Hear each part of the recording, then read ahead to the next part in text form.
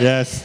David, un homme selon son cœur. On a vu la semaine passée, David, un homme entier, un homme qui était engagé, qui avait toute sa confiance en Dieu. Et c'est avec cette confiance qu'il va vaincre Goliath, le géant. Et la semaine passée, on s'est arrêté à la préparation. Justement, lorsque je disais à la blague un peu, David, dans ses temps en tant que berger, il n'y avait pas toujours des temps pleins d'action. Lorsqu'on surveille des brebis comme berger, il y a des temps morts. Et il devait composer des chants, il devait louer le Seigneur, et il devait être en train de se pratiquer la fronde, etc. Et toute sa vie, tout ce que Dieu, par lequel le faisait passer, toutes les étapes de sa vie, était une préparation pour le géant Goliath. Et on s'est arrêté là, on n'a même pas vu finalement la victoire contre Goliath. Et on regarde ça ce matin, d'entrée de jeu, avec la dimension de la victoire sur Goliath. Mais juste vous dire, pour ceux qui connaissent ou ceux qui ne connaissent pas David, et tout ce qui prend place, c'est le roi le plus important d'Israël, vraiment un impact, c'est un type, c'est une représentation de Jésus-Christ. Jésus est appelé le fils de David parce que 1000 ans plus tard, il va naître dans sa lignée. Il y a tout plein de prophéties, mais on aurait pu parler ce matin qu'il ne faut pas s'arrêter à un moment de gloire dans nos vies parce que Dieu a des moments de gloire pour nos vies. On ne voit jamais David se limiter et être réduit seulement à Goliath, à sa victoire sur Goliath. Il a remporté tellement d'autres victoires, il a tellement fait confiance à Dieu dans d'autres occasions. Dieu a manifesté sa gloire et il veut le faire dans votre vie aussi. Ne vous arrêtez pas juste à un moment, une expérience des années 1980, puis là, c'était glorieux, Dieu a fait quelque chose dans ma vie, j'ai vu Dieu agir comme si c'était la plus belle chose qui va vous arriver. Non, non. The best is yet to come. Hein? Le meilleur est encore devant. Et encore, Dieu veut se manifester sa gloire encore au travers de vous. On aurait pu parler et tirer des leçons de toutes sortes de récits palpitants, de guerres remportées par David et l'armée d'Israël. Comment c'est vraiment intéressant. On aurait pu parler d'une histoire vraiment majeure, importante. On tire toutes sortes de leçons sur la sainteté de Dieu, la crainte de Dieu. Usa qui meurt en touchant l'arche de l'Alliance, ou David qui ramène finalement l'arche de l'Alliance à Jérusalem et en dansant de joie avec une liberté surprenante. Et justement, en parlant de liberté, David était un homme particulièrement où oui, il était engagé, il était entier, mais c'est un homme qui est resté lui-même. Et c'est le premier point que je vais vous amener ce matin, de rester soi-même. Il a vaincu Goliath en restant lui-même, en gardant l'équipement que Dieu lui avait donné, dans sa communion avec lui de ce qu'il avait expérimenté dans son jeune âge. On pense que certains vont dire que David avait en bas de 20 ans lorsqu'il a affronté Goliath. C'était réellement un jeune homme, mais ça faisait déjà plusieurs années qu'il cheminait avec lui. Et il y a ce moment où on s'était rendu presque là, où ce que David entend parler, il va porter le snack, vous vous rappelez le lunch qu'il va porter à ses frères et demander des nouvelles de comment vont ses frères selon ce que son père avait demandé. Et là, lorsqu'il arrive sur le champ de bataille, il entend Goliath, un géant de presque 3 mètres, en train d'insulter l'armée d'Israël. Ça fait 40 jours. Et puis, il n'y en a même pas un qui est game de venir se battre contre moi. Puis, s'il y en a juste un, si je gagne, tout Israël est esclave des Philistins, puis si je perds, tous les Philistins sont esclaves d'Israël, puis vous êtes juste une gang de peureux, puis nos dieux sont plus forts que les tiens, mon père est plus fort que le tien. Il y a toute cette insulte à chaque jour, et matin et soir qu'il fait. Et là, David arrive, lui, c'est la première fois qu'il entend ça. David, c'est un passionné, c'est un zélé de Dieu, puis il sait que, Dieu est sérieusement plus fort que ce grand Jack-là de 3 mètres. Et là, il questionne, mais là, il n'y a personne qui y va, les gars, comment? Qu'est-ce qui arrive à celui qui y va? Et puis, finalement, Saül entend parler que David se questionne les autres comme ça. David est amené près de Saül, et là, il y a toute l'expérience où je vous parlais de la préparation, où ce que David encourage le roi en disant « Tu peux me laisser y aller. J'ai déjà tué un ours puis un lion à main nue. » Vous vous rappelez de ce moment-là qu'on a vu la semaine passée? Et là, le roi Saül dit « OK, David, que l'Éternel soit avec toi. » Et c'est là qu'il lui prête toute son armure. Et puis David commence à s'installer, met le casque, met tout ça, puis là, il n'est juste pas habitué. C'est là que la parole de Dieu nous dit « Saül fit mettre ses vêtements à David. » On est dans 1 Samuel, chapitre 17, au verset 38. Il plaça sur sa tête un casque d'airain et le revêtit d'une cuirasse. David ceignit l'épée de Saül par-dessus ses habits. Il voulut marcher, car il n'avait pas encore essayé. Mais il dit à Saül, je ne puis pas marcher avec cette armure, je n'y suis pas accoutumé. Et il s'en débarrassa. Il prit en main son bâton, choisit dans le torrent 5 pierres polies, il les mit dans sa gibecière de berger et dans sa poche, puis dans sa fronde. C'est comme une espèce de sac banane, mais avec une bandoulière. Là. On peut imaginer ça à peu près comme ça. Et là, il met des 5 pierres. Il prend l'équipement qui est habitué, qui s'est pratiqué en tant que berger. Et avec son bâton, il chassait les prédateurs qui venaient. Et puis, d'autres fois, avec l'Esprit de Dieu, la force de l'Éternel, il pouvait même mettre à mort un lion ou arracher une brebis de la gueule d'un ours. C'est vraiment quelque chose. Mais c'était la façon qu'il avait expérimenté dans sa relation avec Dieu de vaincre l'ennemi. Puis sa fronde à la main, il s'avança contre le Philistin. Évidemment, le Philistin, géant Goliath, quand il a vu ça, vous m'envoyez un jeune, un enfant à la guerre, puis tu penses venir faire quoi avec un bâton? Est-ce que je suis un chien pour venir me battre avec un bâton? Il l'insulte, il se moque de David. Mais la leçon qu'on peut tirer de là, c'est ne prends pas l'armure d'un autre, prends les armes que Dieu t'a données. Prends ta foi en Jésus qui a été forgée au travers de ta communion avec Dieu, des paroles qu'il t'a révélées, des enseignements qu'il t'a donnés, l'expérience que tu as. Si c'est une fronde et un bâton et avec une harpe et des cantiques, si c'est comme ça que tu bats l'ennemi, continue devant ton géant de cette façon. N'essaie pas de faire comme les autres pour dire après ça, mais j'ai fait comme lui, puis là, ça a bien paru, etc. C'est vraiment, la pensée de Dieu, c'est n'agissons pas pour être politiquement correct ou pour plaire aux autres, mais agissons selon la volonté de Dieu. Agissons selon ce que Dieu nous a créé, ce pourquoi il nous appelle avec l'équipement, les dons qu'il nous donne. Dieu avait un cœur entier pour Dieu et non partagé avec la crainte des hommes.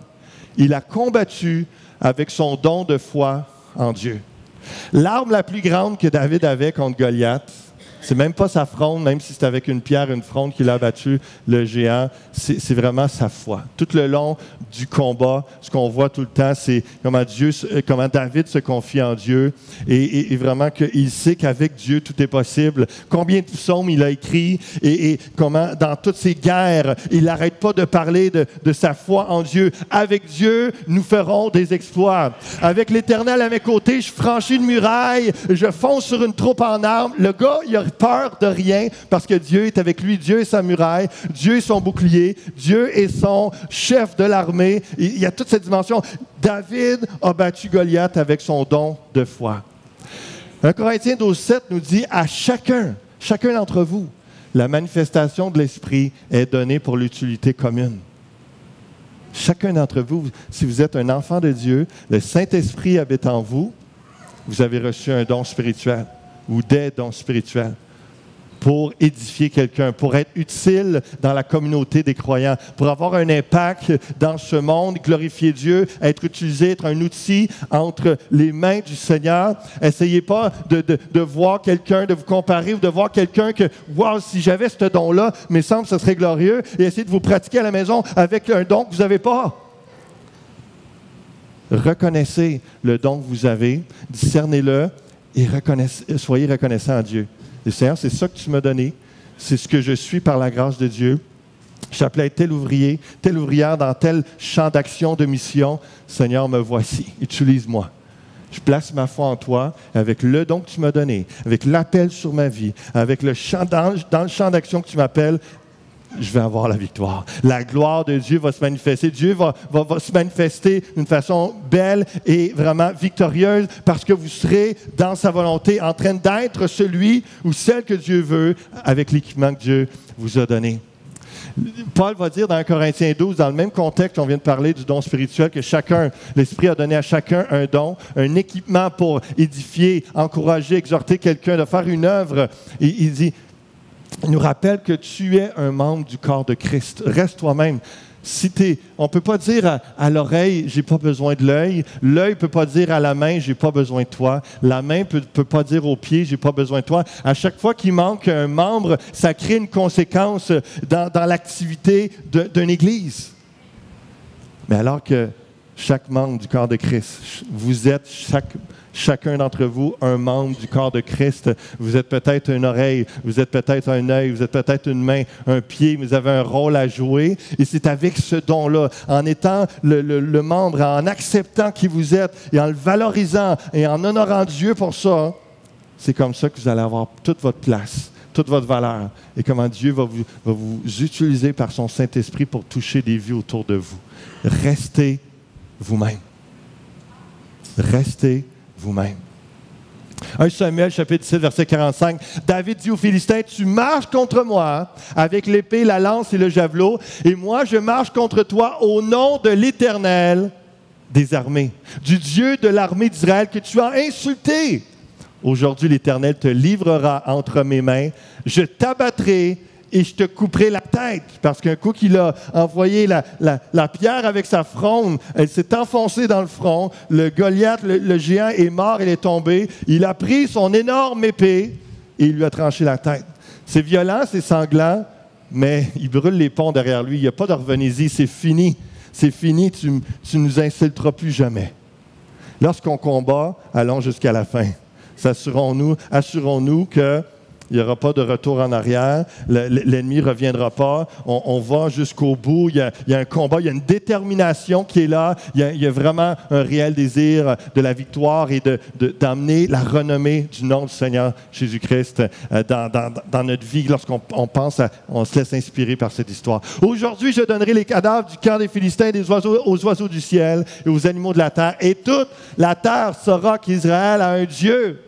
Je prie qu'il y ait une passion dans l'Église Fusion, un zèle dans notre combat spirituel, dans notre louange, notre intercession, dans notre service auprès des uns et des autres, auprès des démunis, auprès des gens qui sont dans le besoin, et que la gloire de Dieu se manifeste et que l'ennemi recule et que les gens sachent que l'Église Fusion a un Dieu, que ceux qui croient en Jésus-Christ partout dans le monde ont un Dieu. Il est le créateur du ciel et de la terre, il est vivant, il est puissant, il est glorieux, et qu'on puisse avoir cette détermination comme David avait cette foi. Toute la terre saura, l'Église Fusion a un Dieu. Et toute cette multitude saura que ce n'est ni par l'épée, ni par la lance que l'Éternel sauve, car la victoire appartient à l'Éternel. Quand je vous dis que David, sa plus grande arme, c'était sa foi en Dieu, sa confiance, on le voit dans ces expressions-là. Lui, jamais il pense que « Hey, j'ai-tu bien visé, hein? » Non, il sait que c'est Dieu qui lui a donné la capacité avec une pierre. Il y en avait 5, mais du premier coup. C'est Dieu qui lui a permis de viser directement avec la force, avec l'intensité, qui lui a donné le courage d'aller affronter ce géant-là. La victoire appartient à l'Éternel. Il vous livre entre nos mains. Aussitôt que le Philistin se mit en mouvement pour marcher au-devant de David, ça, j'aime ça, ce genre d'expression-là, lui, il marche, David courut sur le champ de bataille à la rencontre du Philistin. On voit son zèle, sa passion pour Dieu, sa foi en Dieu. Lui, il a juste hâte de voir la victoire, de voir le géant tomber et que la gloire d'Israël revienne, de dire « Wow, tout le monde va savoir qu'Israël a un Dieu ». Qu'il y ait cette détermination, ce zèle, cette confiance en Dieu dans l'Église Fusion, où ce que les gens courent dans les voies de Dieu, dans les commandements de Dieu, courent dans l'obéissance, courent à combattre l'ennemi, parce qu'il y a une hâte à ce que le nom du Seigneur soit élevé. Une hâte, on s'empresse de combattre l'ennemi pour que le nom du Seigneur soit élevé. Il mit la main dans sa gibecière, il prit une pierre et la lança avec sa fronde. Il frappa le Philistin au front, et la pierre s'enfonça dans le front du Philistin qui tomba le visage contre terre. Ainsi, avec une fronde et une pierre, David fut plus fort que le Philistin. Et il le terrassa et lui ôta la vie sans avoir d'épée à la main. C'était pas ça son équipement. C'était pas ça que Dieu lui avait donné. Ce n'était pas ça dans ce moment de sa vie. Plus tard, il va combattre avec l'épée. Mais dans la saison de sa vie, l'expérience dans sa communion avec Dieu, c'était sa foi, c'était la fronde, ce n'était pas l'épée. Au lieu d'une épée, il avait sa foi, son cœur entier pour Dieu. David avait son expérience avec l'ours et le lion. David avait sa fronde et son bâton. Il avait ses cantiques et sa musique pour Dieu. C'est l'expression de sa foi. Et combien aujourd'hui, spirituellement, on ne se bat pas, évidemment, jamais contre un être humain. Le combat n'est pas contre la chair et le sang. C'est clairement indiqué dans le Nouveau Testament. Le combat est spirituel contre les autorités, les puissances démoniaques et tout ça, les esprits méchants. Et comprenez combien une des armes puissantes, c'est ce qu'on a fait ce matin. De chanter, de louer, de déclarer la grandeur de Dieu, sa force, sa bonté, sa grâce, de déclarer qui il est. Et combien, alors qu'on dit ces choses, on chante la louange à Dieu, combien il y a un combat spirituel et des géants et l'ennemi tombent. C'est une des forces, une des armes du chrétien principales qu'on peut utiliser dans notre vie personnelle. Vous n'êtes pas obligé d'attendre à l'église pour chanter. Vous n'êtes pas obligé d'attendre le dimanche matin, puis avec les accords de musique. Vous avez le droit partout où vous êtes, chez vous, au travail, dans votre auto. Je me rappelle, avant que je sois pasteur, je travaillais dans une usine, puis j'étais opérateur et puis un coup que la machine était partie, on faisait des câbles électriques et puis un coup que la machine était partie, j'avais une demi-heure, 3/4 d'heure, il fallait que je reste là, je surveille la machine, pas qu'elle s'envole, mais à moins que ça casse, j'avais vraiment du temps et j'emmenais ma Bible et puis je restais dans mon département, je faisais ce que je devais faire, mais je pouvais louer le Seigneur, je pouvais chanter, je pouvais prier, et je pouvais intercéder et je sortais de ma journée de travail, j'étais tout le temps boosté, j'étais béni, parce que j'utilisais chaque moment. Ça peut être à vos pauses, ça peut être dans vos temps de congé. Prenez des moments, quelques minutes, ne serait-ce qu'un 15 minutes, vous arrêtez en début de journée ou à la fin ou peu importe sur l'heure du dîner, aller prendre une marche et de louer le Seigneur, déclarer sa grandeur, de lire des psaumes. Tout ça vous amène à combattre vos géants, combattre l'ennemi. Pour rester soi-même, parfois on a besoin de restauration pour retrouver qui on est, pour retrouver notre personnalité, notre identité en Christ, parce qu'on s'est fait dire des choses dans notre enfance qui nous ont brimés, qui nous ont blessés, ou des fois on a été liés par des enseignements ou simplement des façons de faire. Et parfois, le Saint-Esprit, ce qu'il veut faire au travers des messages comme ce matin, au travers des temps de louange, au travers de différentes circonstances, Dieu veut vous emmener à une guérison, de restauration pour vous ramener comme vous étiez censé être. À la beauté de l'image de Christ. Et le Saint-Esprit nous ramène, et des fois c'est quelque chose, une parole méchante ou juste un comportement malsain d'une église où on était, peu importe, une mauvaise expérience, et le Seigneur vient extirper ça de nous pour continuer à vivre librement et être la personne qu'on était censé être avant que cet événement-là arrive. Ça, on appelle ça la guérison, la libération, la restauration de Dieu par le Saint-Esprit qui agit en nous. On voit que Dieu est vivant. Et je me rappelle, lorsque j'étais plus jeune, une des choses que Dieu a dû restaurer, a dû me ramener, c'est justement l'expression de la liberté dans la louange. Vous savez, il y a différents groupes d'églises, de chrétiens, puis il y a une espèce de mentalité que la louange, il faut que ça soit calme, faut pas que ça crie trop, faut pas que ça crie du tout, et puis les mains, il faut que ça reste barré au niveau du coude, tu peux pas lever plus haut que ça. Et si tu en as, je me rappelle, dans la bonne église que j'avais, mais il y avait cette mentalité-là d'histoire, et jusqu'à temps que le Saint-Esprit vienne restaurer ces choses de la liberté, de l'expression, de la louange. Mais je me rappelle que c'est comme ça. Puis s'il y avait une madame qui, elle, était un petit peu plus, on disait, ah, ça, c'est l'émotionnel de l'église, parce qu'elle levait sa main. Elle ne restait pas barrée ici, elle levait ses deux mains, puis de temps en temps, elle criait un Alléluia et tout ça. Et puis, c'était soit l'émotionnel ou soit, elle, c'est la Pentecôte. Elle vient d'une église Pentecôte. Hein? Il y avait ces mentalités-là. Mais lorsque tu grandis dans ces choses-là, tu l'entends, tu le vois, et puis là, tu parais toujours comme un peu déséquilibré si tu es vraiment libre pour louer le Seigneur ou si tu t'agenouilles dans sa présence, des choses comme ça. Je me rappelle, Dieu a utilisé une conférence sur la louange que j'ai participé à Toronto. Et puis, j'avais 18 ans. C'était une conférence, ça s'appelait The Party is Here. C'était une conférence sur la louange, parler comment la liberté et la puissance, comment Dieu brise des chaînes dans la louange. Et je me rappelle, le petit jeune de 18 ans, que j'étais en avant, en train de libérer des chaînes avait brisées, en train de louer, danser comme David, avec une liberté que j'avais jamais vécue avant. Mais le Saint-Esprit m'emmenait. Et il y avait un contexte aussi à autant d'exubérance et tout ça, mais c'est juste pour dire que à un moment donné, tu reviens à qui tu devrais être bibliquement et non dénominationnellement ou non culturellement et de vraiment arriver. Et là, on a besoin à ce moment-là, lorsqu'on est libre, d'avoir aussi la sagesse, que tout est permis, mais tout n'est pas utile. Il y a des choses qu'on fait chez nous, on ne fait pas à l'Église. Il y a des choses que c'est plus intime. Il y a des choses on est en famille, on est en communauté. Et donc, avec la maturité, l'expérience, on décide de dire, ben, dans tel contexte, je me permets ça par respect pour les autres. Il y a toute cette réflexion qui prend place au cours des années avec la maturité. Mais on est libre d'être qui on est et de parler et de vivre et d'exprimer notre louange, notre cœur, d'exercer les dons spirituels à la gloire de Dieu selon la liberté. Est-ce qu'il y a des gens qui me suivent ce matin? Amen. On met l'acclamation pour les dons que Dieu donne, la liberté, la libération qu'il veut faire parmi nous, la restauration. Je me rappelle une autre fois où c'était pas tant dans l'expression extérieure que dans l'expression intérieure, où justement dans ces années-là, en 18 et 20 ans principalement, avec la jeunesse, les samedis soirs et tout le samedi après-midi, on faisait des 1 heure, 2 heures, 3 heures de pratique de louange. On en avait besoin. Mais en même temps, un chant de pratique devenait un temps de louange, et puis on était 3/4 d'heure sur le même chant en train de louer. Là.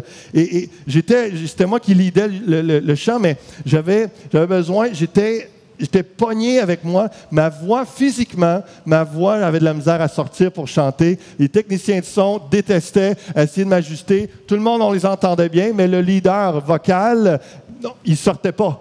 Et ça fidait parce qu'il essayait de sortir ma voix, puis il me disait « Chante plus fort, David, chante plus fort, je suis au max. » Et j'essayais de chanter jusqu'à temps que je réalise, après une expérience de restauration, de guérison, que il y a du power qui a commencé à sortir. Parce que la timidité, l'intimidation, la honte, il y avait aussitôt que j'étais en public, de chanter, vous savez, c'est très personnel de chanter. Tu t'exposes à la critique, tu t'exposes à tout ça.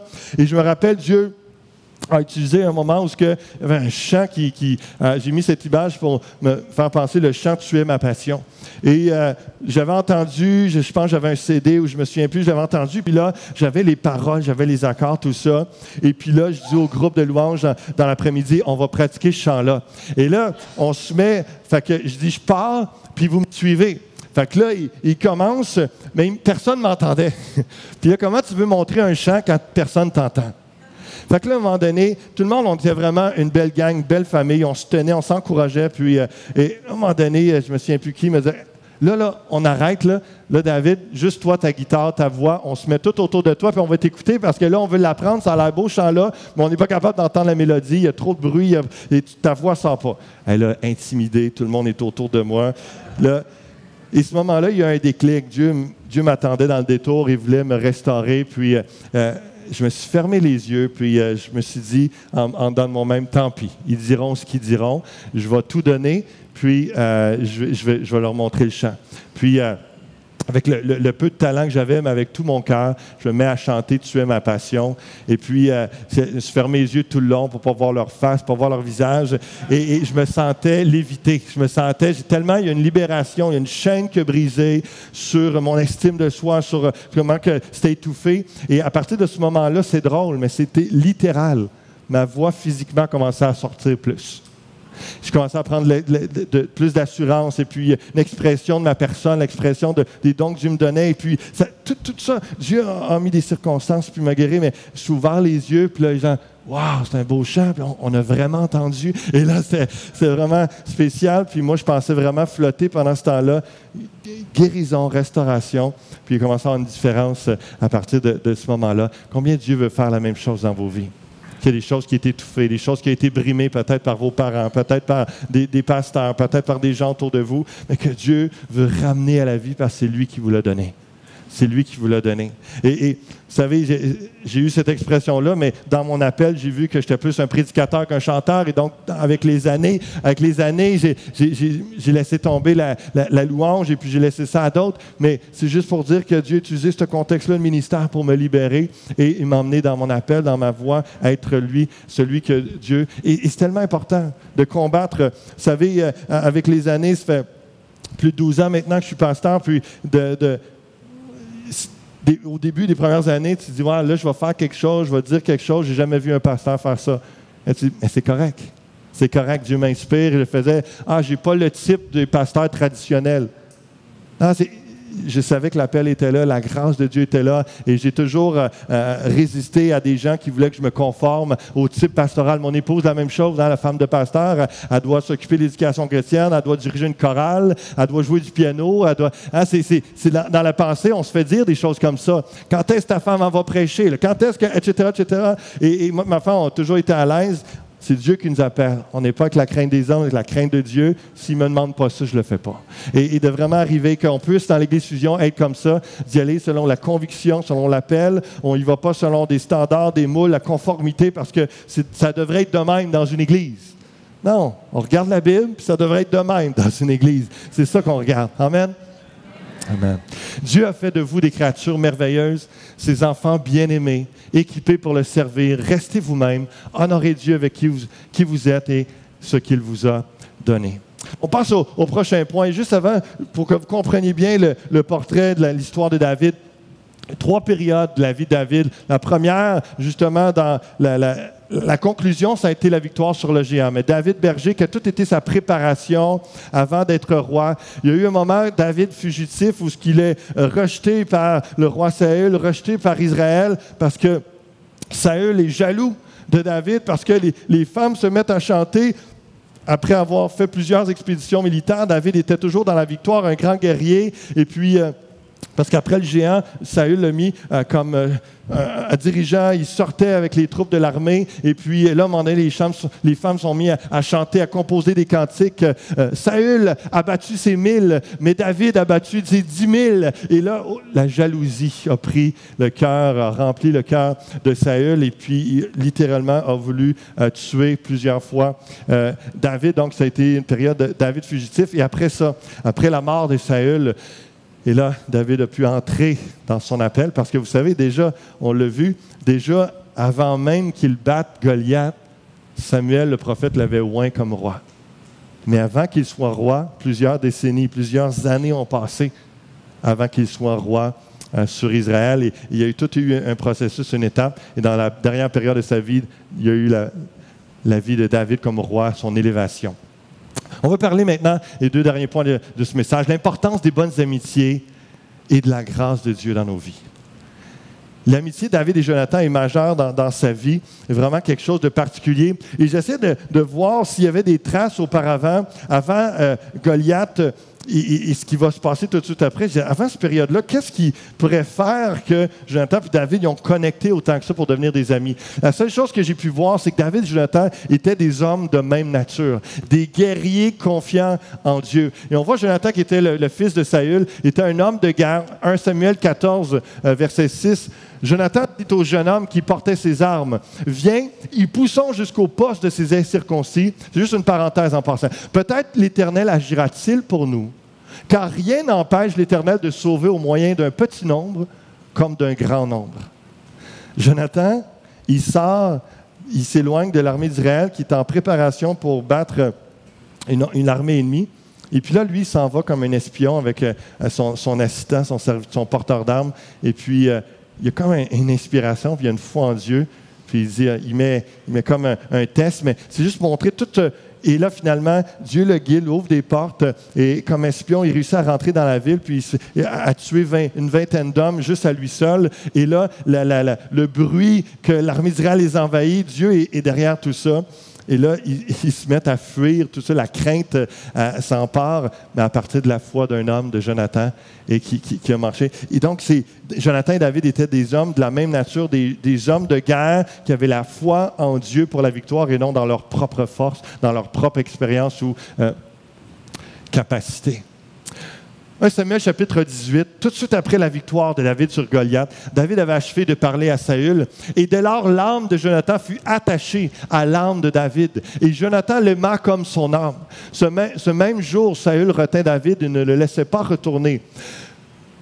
Dans la maison de son père, Jonathan fit alliance avec David parce qu'il l'aimait comme son âme. Il ôta le manteau qu'il portait pour le donner à David et il lui donna ses vêtements, même son épée, son arc et sa ceinture. Vous voyez, même dans son expérience, David maintenant allait avoir une épée, donc il allait apprendre à se servir dans sa relation avec Dieu de cette épée-là et un jour se battre et abattre d'autres géants d'une autre façon qu'avec la fronde. On évolue dans notre vie, on grandit, mais il faut respecter, rester soi-même là où on est, dans l'étape de nos vies avec l'équipement que Dieu nous donne. David allait et réussissait partout où l'envoyait Saül. Il fut mis par Saül à la tête des gens de guerre et il plaisait à tout le peuple, même aux serviteurs de David. C'est tellement important, les amitiés, non seulement l'amitié fraternelle dans l'Église, mais en dehors de nos réunions du dimanche, de développer des vraies relations authentiques, intègres et qui vont nous apporter, qui vont nous édifier, qui vont nous ressourcer. Dieu est un Dieu de relations. Lorsqu'on parle que David est un homme selon le cœur de Dieu, c'est parce que Dieu est un Dieu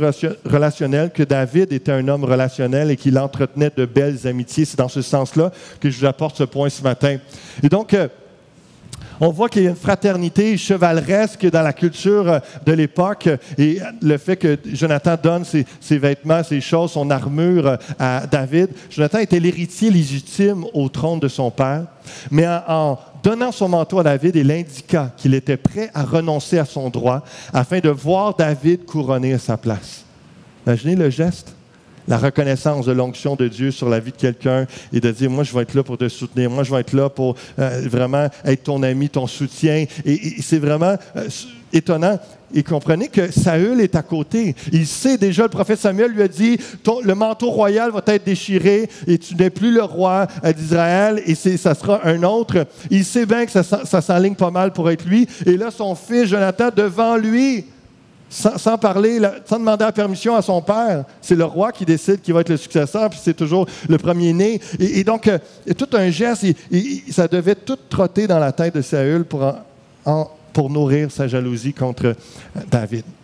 Au chapitre 19, au verset 1, Saül parla à Jonathan, son fils, et à tous ses serviteurs de faire mourir David.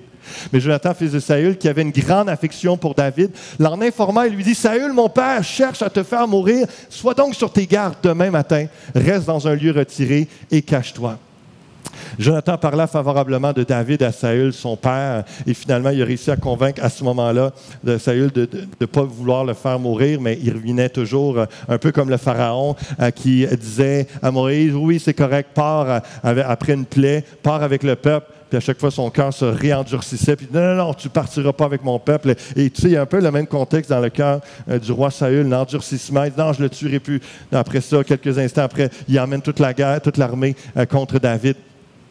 L'amitié, premièrement, c'est de vouloir le bien de l'autre par affection. On va passer rapidement parce qu'il y a plusieurs points. Je vais voir juste dans l'amitié, mais juste faire comprendre la beauté de cette relation-là entre David et Jonathan et comment on peut être inspiré dans nos propres relations amicales. L'amitié, c'est de vouloir le bien de l'autre par affection, non pour un gain, même si ça te coûte quelque chose, sans rien attendre en retour, juste pour le bien de l'autre. Une relation amicale, pour développer de belles amitiés, il faut que la relation soit donnant-donnante. Mais lorsque tu donnes à ton ami, lorsque tu prends du temps pour lui, lorsque tu vas l'aider, lorsque tu l'encourages, c'est pas de dire, ben là, je t'ai fait ça, maintenant c'est à ton tour, j'attends que tu me payes en retour, j'attends que tu me donnes en retour.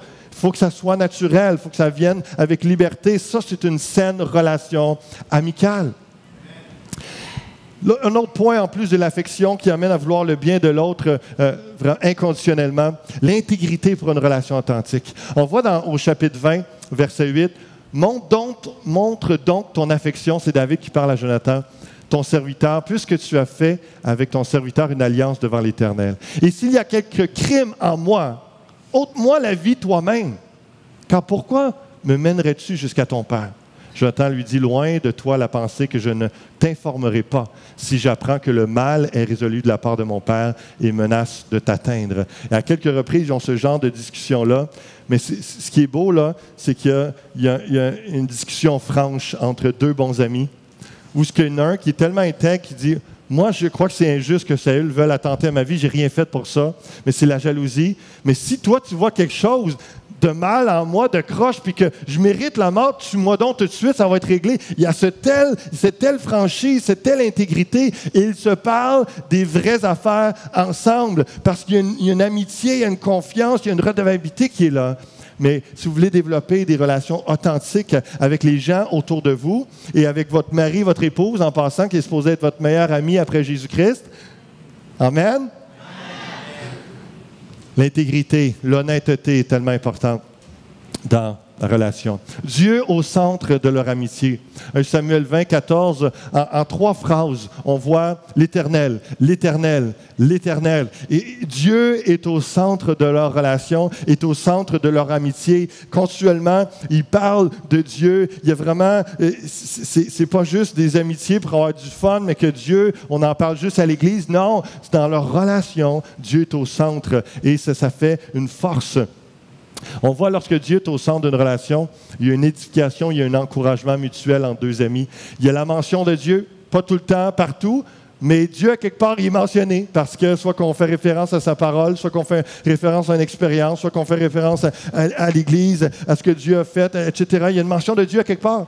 Il y a une prière ensemble, une fois de temps en temps, ne serait-ce qu'au repas quand on mange ensemble. 2 chrétiens qui sont ensemble, prient avant de manger. Se placent devant Dieu et manifestent leur reconnaissance. Il y a de l'action de grâce et des fois, il y a des temps de prière plus intenses ensemble. Tantôt, je vais vous parler d'un de mes amis que ça fait longtemps que je n'avais pas vu, qui est à Montréal. Il est descendu vendredi et puis je suis venu lui montrer les nouveaux locaux. Il n'avait pas vu ça et puis il se réjouissait. On a pris un temps, 10-15 minutes ici, juste ici devant, en train de prier, louer le Seigneur ensemble, un temps de fraternité. La relation se développe sérieusement, sincèrement et profondément. Ça fortifie la relation lorsqu'on prie ensemble, entre amis. Lorsque Dieu est au centre d'une relation, il y a des conseils chrétiens mutuels qui sont donnés en accord avec la parole de Dieu. Et ça, c'est parmi tous les moments communs, agréables de la vie. Je ne suis pas en train de dire que si Dieu est au centre de votre amitié, vous faites juste parler de Dieu tout le temps et que vous ne faites jamais rien de le fun ensemble. Ce n'est pas ça que je suis en train de dire. C'est parmi la vie, pendant la vie, et les activités, les loisirs, les moments un peu plus légers qu'on a ensemble. C'est forcément, lorsque Dieu est au centre, il y a ces éléments-là qui reviennent et ça fortifie la relation et on peut parler d'une amitié qui est là, solide et vraie et chrétienne. Un autre dernier point dans l'amitié qu'on voit en David et Jonathan, ils ont des projets communs.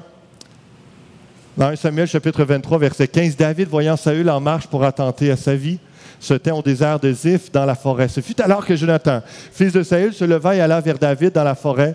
Il fortifia sa confiance en Dieu. Il lui dit, ne crains rien, car la main de Saül, mon père. Déjà, Jonathan s'approche de David et puis pour l'encourager parce qu'il est toujours en train d'être fugitif dans la fuite et il approche pour l'édifier, l'encourager à placer sa foi en Dieu. Ne crains rien car la main de Saül, mon père, ne t'atteindra pas. Tu régneras sur Israël et moi, je serai au second rang près de toi. Ils sont en train de parler dans l'avenir. C'est ça qui va prendre place. Puis plaçons notre foi en Dieu. Pour ça, on va avoir un projet commun. Saül, mon père, le sait bien aussi. Ils firent tous 2 alliance devant l'Éternel et David resta dans la forêt et Jonathan s'en alla chez lui. Êtes-vous un bon ami? Juste avant, c'est l'idée de... Que ce soit une fin de semaine de camping, que ce soit une retraite ensemble, que ce soit un projet de ministère, que ce soit... Lorsqu'on développe de saines amitiés, on fait quelque chose ensemble. On a des projets avec le temps qu'on forme et puis c'est là qu'on bâtit encore plus la relation et on est encore plus proches l'un des autres. On peut plus s'édifier, s'encourager et se soutenir et vraiment développer une amitié. Dieu est un Dieu relationnel. Dieu est un Dieu d'amitié. Il vous encourage ce matin à développer de saines amitiés avec les gens autour de vous, les gens dans l'Église, des gens, d'autres chrétiens autour, avec des incroyants, avec une certaine limite pour ne pas vous laisser influencer, mais d'être là avec eux, de pouvoir s'investir, leur témoigner, leur parler du Seigneur, sinon à qui vous le ferez si vous n'avez aucune relation avec personne. Tellement important. Et d'avoir certains projets communs, on tisse des liens encore plus. Êtes-vous de bons amis? Cherchez-vous le bien de l'autre par affection? Êtes-vous intègre, honnête pour une relation saine et authentique? Dieu est-il au centre de vos amitiés? Avez-vous des projets communs et gardez-vous vos engagements? Êtes-vous un homme ou une femme de parole envers votre ami? Tellement important pour bâtir la confiance, développer les amitiés entre David et Jonathan. C'était fort, c'était solide parce qu'ils avaient ces critères-là dans leur amitié. David lui dit au chapitre 2 de Samuel, 2 Samuel 1 plutôt, que s'est-il passé? Dis-le-moi donc. Et il répondit, le peuple s'est enfui du champ de bataille et un grand nombre d'hommes sont tombés et ont péri. Saül même et Jonathan, son fils, sont morts. Quelques instants après que ce soit parlé. Et c'est là que je vais vous emmener à profiter de vos amitiés parce que des fois, on ne sait pas qu'un ami, tout d'un coup, il ne sera pas là pour accomplir. David et Jonathan avaient ce plan-là, mais Jonathan est mort sur le champ de bataille avec Saül, son père. Jamais ils ont pu vivre de dire David est le roi, et puis Jonathan, son meilleur ami, son second, est là pour le protéger, le fortifier. Et combien, moi, lorsque j'ai lu ça, et avec l'histoire, le courriel que j'ai envoyé hier, ça m'a fait réaliser que, wow, il faut vraiment profiter de nos amitiés. Et comme je vous disais, vendredi, un de mes amis pasteur, qui est une église africaine à Montréal, un homme de Dieu, puis ça fait un petit bout de temps que je ne l'avais pas vu, puis il a eu la gentillesse de dire hey, « Je suis dans ton coin vendredi, si tu veux, on prend du temps ensemble. » Puis j'avais déjà 4 rencontres, 4 rendez-vous, mais j'ai fait de la place parce que je voulais prendre du temps avec lui. Et puis, il est venu, on a pris un temps ensemble, on a échangé, on a prié ensemble, puis après ça, on a été manger à l'atelier Archibald. Et j'ai été gâté, il m'a béni parce qu'il dit hey, « Il faut célébrer ça. » Lui, il n'avait pas vu l'agrandissement, il n'avait pas vu tout ça. Il dit « Il faut célébrer Dieu pour ça. Je t'emmène manger où tu veux. » Et là, et même l'autre bénédiction, c'est que la veille, le jeudi, moi, on a changé notre vieille auto usagée, puis on s'est acheté, mon épouse et moi, une Camry hybride 2007, et puis on était tout contents. Mais dans le magasinage, à un moment donné, on est chez le concessionnaire Acura, et puis, parce qu'on a un camion, peut-être dans 3-5 ans, il va falloir remplacer. Puis je dis à ma femme, quand je reviens dans l'auto, je dis, une Acura MDX, là, c'est 7 passagers, prochain véhicule qu'on s'achète, c'est ça. Mon ami arrive vendredi avec une Acura MDX. Et là, ce que je vais vous dire, je trouvais ça très inspiré. Son église lui paye la location pour 4 ans. J'ai dit, wow, je pense que Dieu nous parle. Donc, c'était soit que Dieu m'encourageait de dire, regarde, ça va t'arriver, ou soit que c'était l'ennemi qui me narguait. Je disais, non, je ne sais pas. Mais l'amitié est remplie de beaux petits moments. On s'assit, je m'assis du côté passager, puis il me dit « Tu veux-tu l'essayer? » Ah! Ça, c'est des vrais amis. Hein? Fait que je le prends dans mes bras, puis on fait le tour du véhicule. Puis j'ai essayé, mais là, j'ai pas eu la brillante idée de choisir un restaurant très loin. J'étais à l'atelier Archibald, juste au bout de la rue. Fait que je l'ai essayé, mais juste pour dire, je sais pas, mais c'est juste bizarre quand en 24 heures, je dis ça à mon épouse et puis j'ai ça, mais Dieu nous bénit au travers de l'amitié, de toutes sortes de façons. Puis c'est des moments agréables. Entretenons nos amitiés, profitons de tous ces petits moments parce qu'on ne sait pas si la personne va être encore là. Et là, l'autre chose que je voulais vous amener, vous savez, profitez de vos amitiés. Notre frère Patrick Bourbeau, qui est un homme qu'on commençait à revoir dernièrement à l'église, époux de Julie Poirier. Il y a 2 semaines, il avait des migraines et puis il ne savait pas ce que c'était. Tout d'un coup, il va à l'hôpital, il se fait diagnostiquer un cancer du cerveau à peine il y a 2 semaines. Et là, ça fait 2 semaines qu'il est au CHU. Et puis, il y a 42 ans. Et là, si les traitements ne font pas effet, c'est vers l'avant, ils ne peuvent pas l'enlever. C'est sérieux. On ne parle pas d'espérance de vie d'années. C'est quelques mois. C'est agressif s'il n'y a pas un miracle qui prend place. Et ça m'a saisi parce que Pat, peut-être 2 ans, ça fait 10 ans que je le connais, il était à l'église à Waterloo, puis même si on est vraiment différents, lui c'est un biker, un motard, un autre style de vie, bizarrement, il y a quelque chose, il y a une affection, il y a une connexion qui s'est formée. On a été à Philadelphie à un moment donné, voir une game de baseball majeur, c'est lui qui me prend en photo alors qu'on a visité le stade et puis on a été sur le terrain avant la game, tout ça. Tout lui qui avait organisé ça, était supposé faire un voyage de pêche avec lui bientôt et tout ça. Il y avait des choses on se parlait, on se voyait, et tout d'un coup, en 2 semaines, peut-être qu'il ne sera pas là l'année prochaine, Peut-être que Dieu va le guérir, on ne sait pas. Je ne veux pas être dramatique, mais juste dire, ça m'a saisi cette semaine en étudiant l'amitié entre David et Jonathan, de voir Jonathan est mort avant qu'ils réalisent leur projet. Prenez le temps avec votre époux, votre épouse, prenez le temps avec vos amis, développez de saines amitiés, profitez d'être ensemble. Vivez des choses, accomplissez vos projets, accomplissez vos rêves et louez Dieu. Bénissez Dieu pour les gens qu'il met autour de vous et on prions qu'il y a d'autres qui ont des cancers dans l'Église, prions pour ceux qui sont malades et on espère le revoir jouer. C'est un joueur de piano professionnel, il fait des festivals de blues, tu sais, il est vraiment, s'il peut revenir en santé, revenir au Seigneur, le voir jouer sur le stage, ce serait toute une gloire. Comme toute autre personne dans cette Église, prions que Dieu touche, qu'on puisse revoir longtemps nos amis et prions dans ce sens-là. Mais en toutes circonstances, il n'y a pas de plus grand amour que de donner sa vie pour ses amis. Vous êtes mes amis, nous dit Jésus, si vous faites ce que je vous commande. Ça a l'air un peu cucu des fois de dire Jésus, c'est mon meilleur ami, mais c'est lorsqu'on fait face à la mort. Lorsque peut-être on vit une situation où on est rejeté, on est tout seul, ou je ne sais pas dans quelle saison de votre vie vous êtes, mais en toutes circonstances, on peut dire Jésus est toujours là, c'est mon meilleur ami. C'est mon meilleur ami, il le sera toujours. Il est déjà ressuscité, il ne mourra plus encore, il va toujours être là, il est vivant. Et que vous puissiez comprendre ce matin, vous ne ressortez pas d'ici les mêmes et seuls si vous êtes rentrés ici dans la solitude, vous repartez avec Jésus comme meilleur ami et toute l'Église Fusion, prête, les bras ouverts à développer des relations avec vous. Mais il y a une initiative de votre part qui doit être faite, soit en joignant cet automne un petit groupe, soit en appelant quelqu'un, en faisant des contacts. Et avec le temps, vous allez développer de vraies relations et ça va être tellement bénissant et édifiant pour vous. C'est ce que Dieu veut. Dieu est un Dieu relationnel. Dieu est un Dieu relationnel. Je termine en vous parlant de la grâce de Dieu. La grâce de Dieu. David, un homme selon son cœur, il a manifesté tellement la grâce de Dieu aux gens autour de lui, dont Saül qui cherchait à le faire mourir continuellement, parce qu'il représentait le cœur de Dieu. Dieu, dans sa grâce, nous fait grâce tellement de fois. 1 Samuel, chapitre 19, on va terminer avec ça dans quelques instants. Alors, le mauvais esprit venant de l'Éternel fut sur Saül, on a parlé de ça la semaine passée, qui était assis dans sa maison, sa lance à la main, mais là, on est après Goliath. Saül est rempli de jalousie. David jouait et Saül voulut le frapper avec sa lance contre la paroi, mais David se détourna de lui et Saül frappa de sa lance la paroi. David prit la fuite et s'échappa pendant la nuit. C'est le début de la fin pour Saül et de la relation entre David et Saül. Et c'est à ce moment-là que David entre dans sa période de fugitif et partout il fuit parce que Saül cherche à le tuer.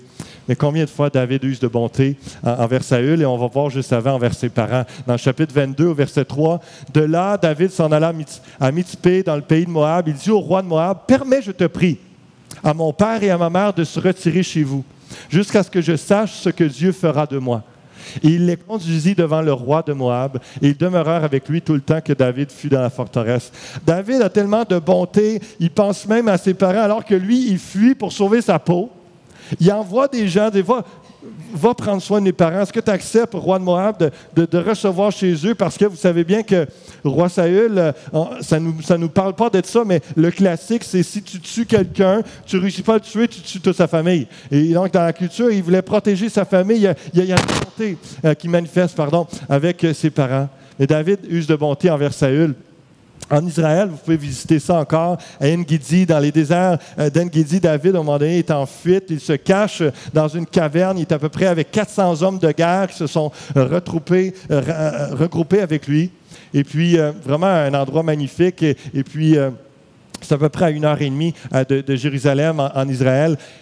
Et dans la photo de gauche, ça ressemble probablement un peu à ça, où ils étaient... David et sa petite gang, son petite armée étaient cachés dans la caverne et Saül est à sa poursuite. Et littéralement, c'est une drôle d'histoire, mais c'est quand même ça. Saül plutôt, a une envie naturelle, besoin naturel. Il rentre dans la caverne et puis il fait son numéro 2 et il ne sait pas que dans le fond de la caverne, c'est ça que ça veut dire l'expression dans l'Ancien Testament, il alla se couvrir les pieds. C'est une expression respectueuse pour parler de ça. Et il ne sait pas que lui, il est à la merci de David et de toute son armée. Le roi est là tout seul, l'armée est à l'extérieur de la caverne. Et tout tout le monde est là. Il dit à David, « Hey, Dieu te l'a livré, là, c'est vraiment le temps de le tuer. Voyons, c'est clair, Dieu te l'a donné pour que tu le tues. » David, son cœur y bat, puis il fait juste couper le pan de la robe de Saül, et puis il laisse partir Saül. Et puis, lorsqu'il sort, il va dire, après cela, David se leva et sortit de la caverne. Il se mit alors à crier après Saül, « Ô roi, mon Seigneur! » Saül regarda derrière lui et David s'inclina le visage contre terre et se prosterna.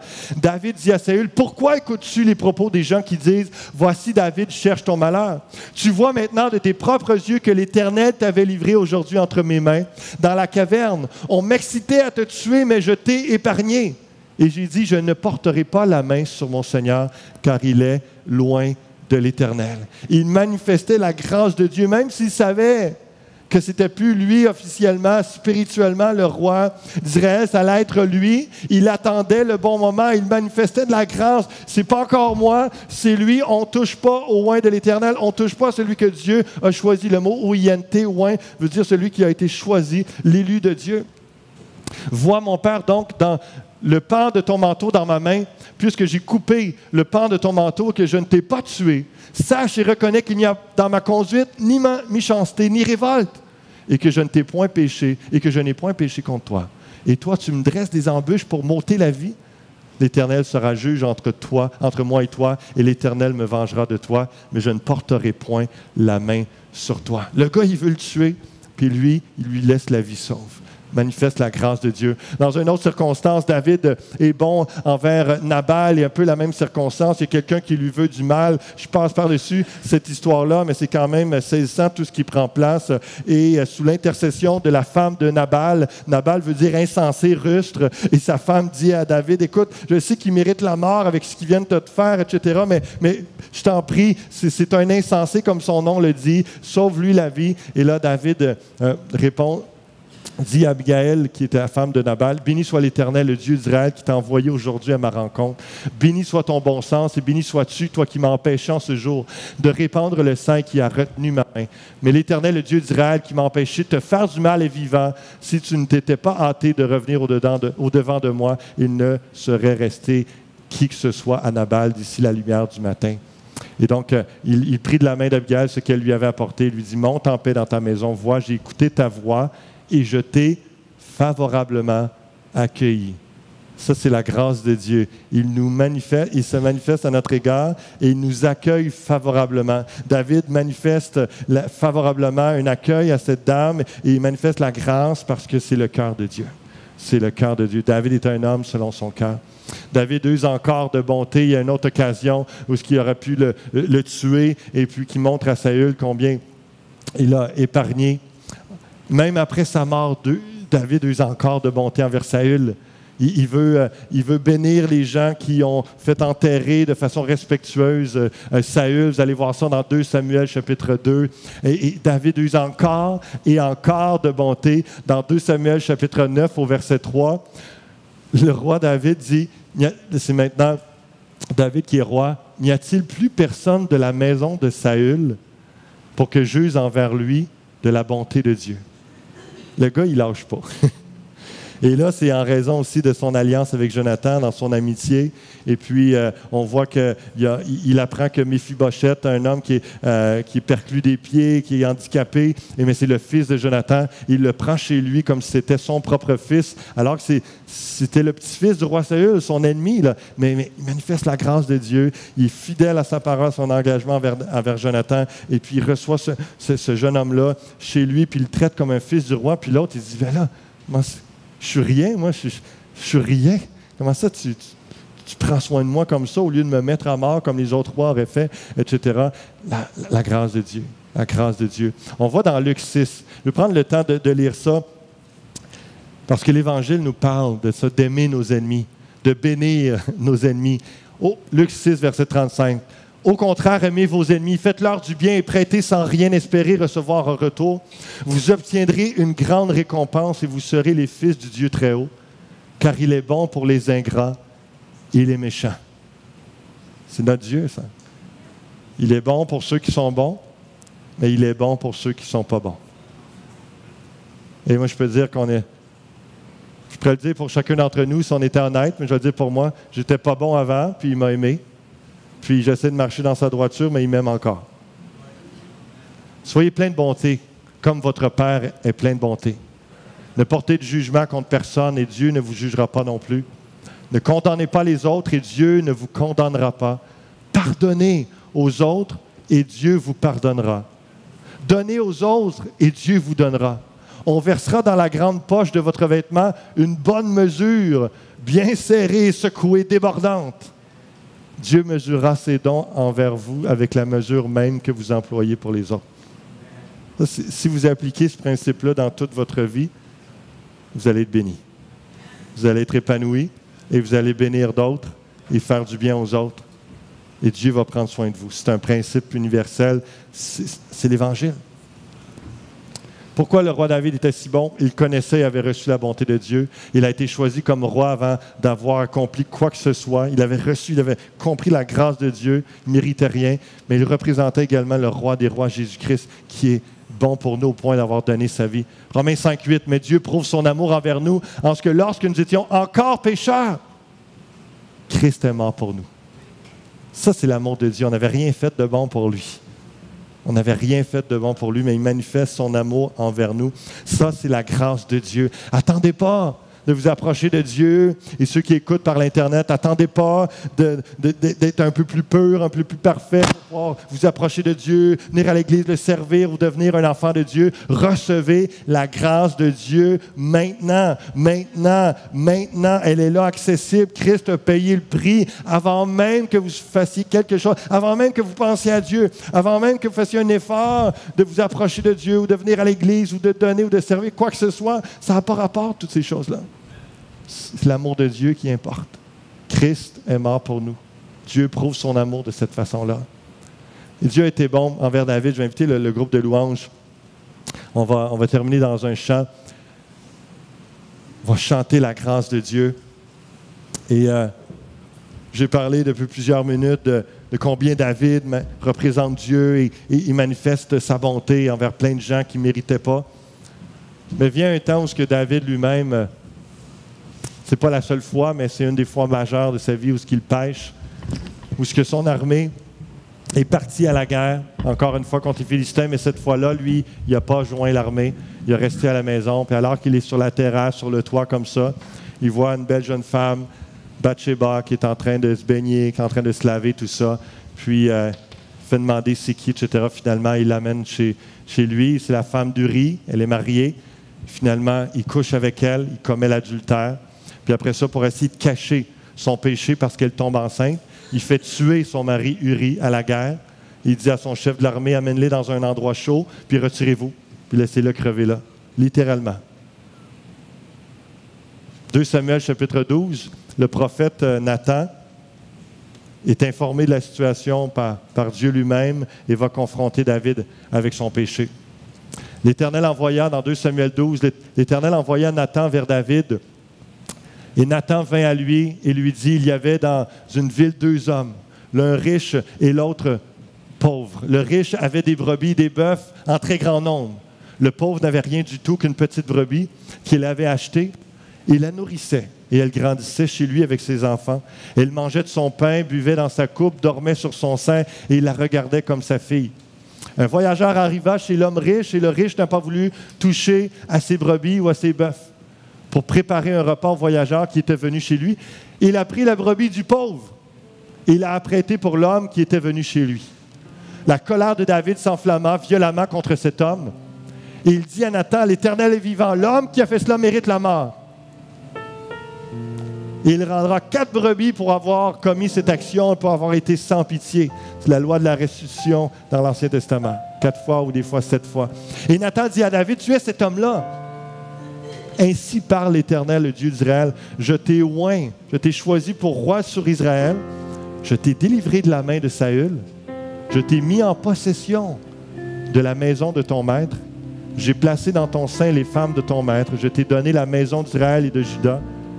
Et si cela avait été peu, j'y aurais encore ajouté. Hein? Brasser, secouer, tasser, Dieu ajoute selon la mesure que l'on donne. Pourquoi donc as-tu méprisé la parole de l'Éternel en faisant ce qui est mal à ses yeux? Tu as frappé de l'épée Uri, le Héthien, tu as pris sa femme pour en faire ta femme, et lui, tu l'as tué par l'épée des fils d'Ammon. Maintenant, l'épée ne s'éloignera jamais de ta maison parce que tu m'as méprisé, parce que tu as pris la femme d'Uri, le Héthien, pour en faire ta femme. Ainsi par l'Éternel, voici, je vais faire sortir de ta maison le malheur contre toi. Et je vais prendre sous tes yeux tes propres femmes pour les donner à un autre qui couchera avec elles à la vue de ce soleil. Car tu agis en secret, et moi je ferai cela en présence de tout Israël à la face du soleil. David dit à Nathan, j'ai péché contre l'Éternel. Et si vous voulez voir sa repentance en détail, sa confession, le psaume 51 est frappant, il est marquant, il est touchant lorsqu'on a commis un péché devant l'Éternel et qu'on est affligé par ce péché-là. Un beau psaume à réciter. Et pour confesser son péché et recevoir la grâce de Dieu. Et là, on a juste une phrase, mais la repentance, dans la sincérité, la profondeur, dans l'attristement du cœur de David, c'était sincère, c'était profond. Nathan dit à David, l'Éternel pardonne ton péché. Tu ne mourras point. Mais parce que tu as fait blasphémer les ennemis de l'Éternel en commettant cette action, le fils qui t'est né mourra. Et donc, le premier fils qu'il a eu avec Bathsheba est décédé. Mais ensuite de ça, il a eu Salomon. Et vous connaissez toute la sagesse, toute la gloire que Salomon a eue. Et il a continué la lignée. Et la grâce de Dieu est que David n'est pas mort, que sa lignée n'est pas morte avec lui. Dieu lui a donné, lui a fait grâce, lui a pardonné, l'a laissé comme roi.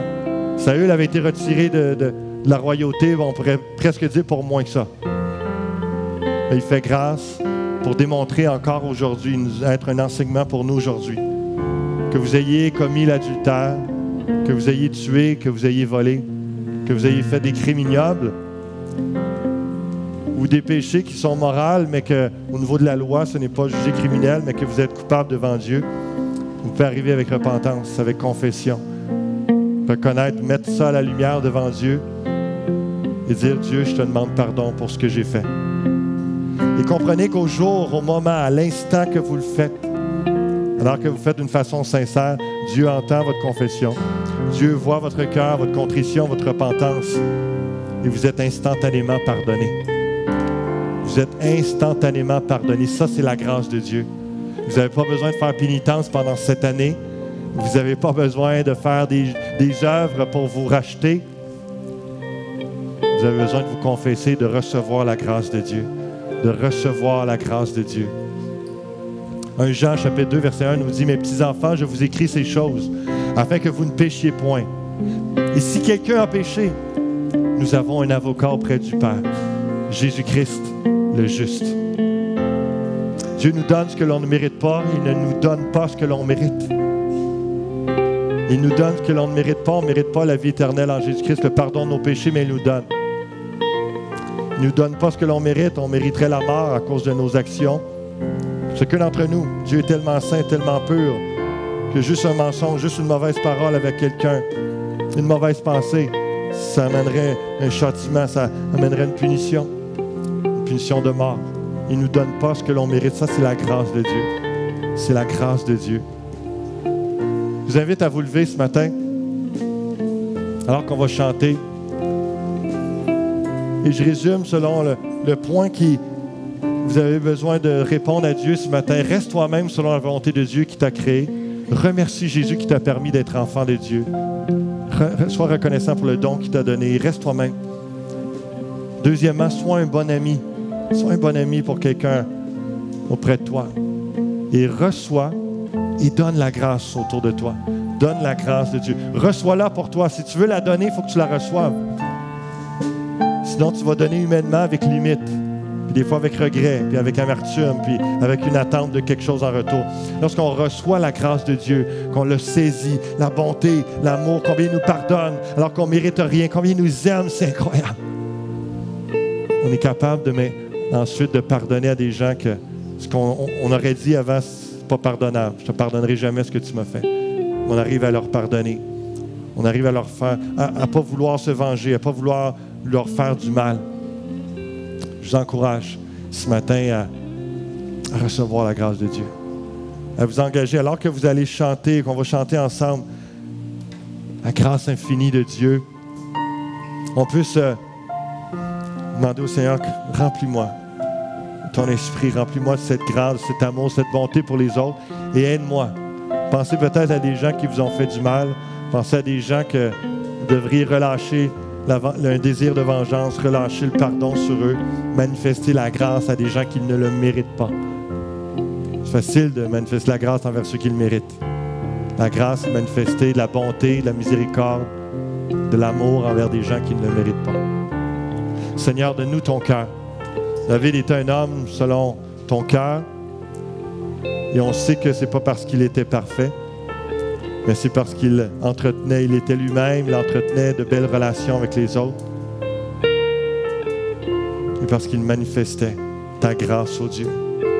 Il l'avait reçu pour lui-même, il a reçu ta grâce pour le pardon de son péché d'adultère et de meurtre. Seigneur, pardonne-nous nos fautes, pardonne-nous nos péchés, purifie-nous. Merci pour le sang de Christ qui a été versé pour chacun d'entre nous. Et Seigneur, déverse ta grâce, entoure-nous de chants de délivrance, entoure-nous de ta grâce. On veut être, Seigneur, comme le psaume 32 le dit, environné de ta grâce. Alléluia. Reçois nos louanges comme une réponse à ce désir de pardonner, de recevoir le pardon, d'aimer en retour d'un châtiment ou d'une malédiction sur nos vies. De faire le bien en échange de ceux qui nous font du mal. On veut être comme ton cœur, ô Dieu, manifester ta grâce et te laisser à toi le soin de la vengeance. Nous voici, Seigneur. Justifie-toi, Seigneur Dieu. Accomplis ta justice dans nos vies.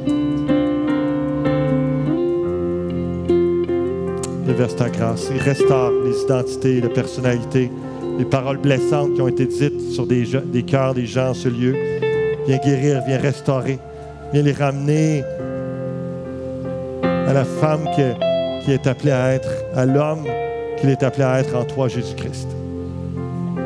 Merci de nous restaurer, nous guérir, nous rendre semblables à l'image de Christ. Alléluia. Alléluia. Chantons ensemble ce matin. Chantons sa grâce, sa bonté, sa miséricorde.